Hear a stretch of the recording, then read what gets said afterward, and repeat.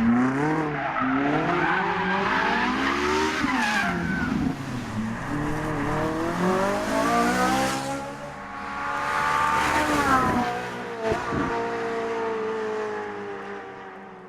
this needs no introduction. This is Ferrari's new 458 Italia. Now I know I probably shouldn't say this and it is subjective, but I think it looks absolutely sensational. Let's have a quick chat about some of the details. Really, really narrow inlets for the radiator, but they've got these wings here which channel the air up onto the radiator. But because you don't need so much cooling at high speed, they deform to reduce the drag. You get air coming in here, and then it's channeled out of here to reduce the lift over the front wheel arch. Big change over the 360 and the 430. There's no inlet on the rear haunch. Instead, the air goes in here to feed the engine, and to cool the engine bay, there's two little ducts under the floor. Around the back, no movable spoiler, just this little lip here. Ferrari says that's enough. And you've got two cooling ducts at the back, one for the clutch and one for the gearbox. And of course, the triple exhaust. Talking of which, let's fire it up. It definitely sounds the part. Let's see how it drives.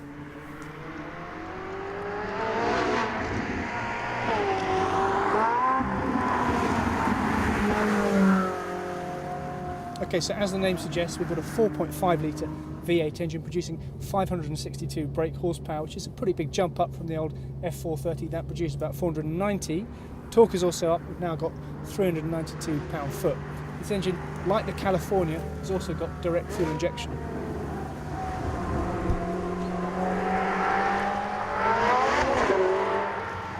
Now, another piece of technology the 458 shares with the California is a gearbox.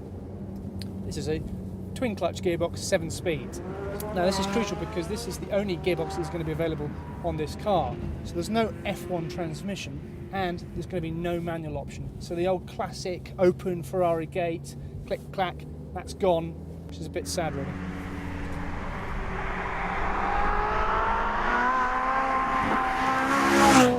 We also need to talk about the cabin here because it's a big step up from the previous generation. I really like the fact that it's all contoured, angled towards the driver, looks really futuristic, but it's also pretty functional because we've got two screens either side of the central dash, one for the sat-nav, which works pretty well, and over here we've got the system that tells us the state of the tyres, the brakes, whether they need to be warmed up or cooled down. Ferrari have also upped the number of controls they've put on the wheel. We've still got the Manettino, but now we've got no traditional indicator stalks there on the wheel, as are the controls for the wiper and lights. It's ambitious, but I think it works. Now, while this engine does share some components with that in the California, don't confuse the two with the same thing. Now, firstly, this is a larger engine, produces more horsepower, but also revs to a much higher rev limit, right up to 9,000 RPM. It's also tuned to produce a much sharper and better engine noise. Just listen to that, it's absolutely amazing!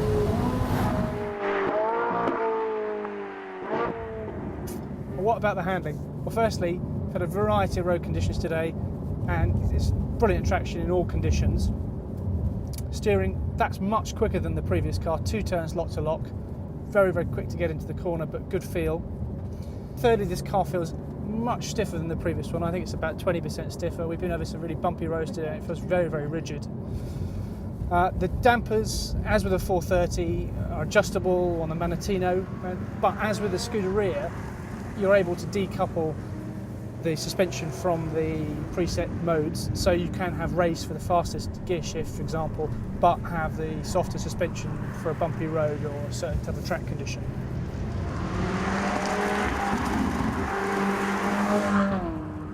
I mean, the bottom line though is this 458 is just brilliant to drive, whether you're on the road or at the track. I was lucky enough to have a few laps this morning and it's just great, it's just sensational. I mean, it's got so much information whether you're actually going for an absolute lap time, you really feel the balance of the car, you feel the available grip from the steering, or if you just want to do a bit of showboating.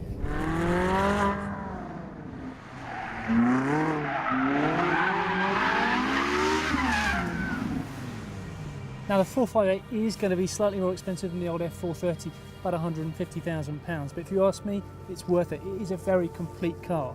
Mercedes' new SLS and the new McLaren are going to have to be very, very good to beat this.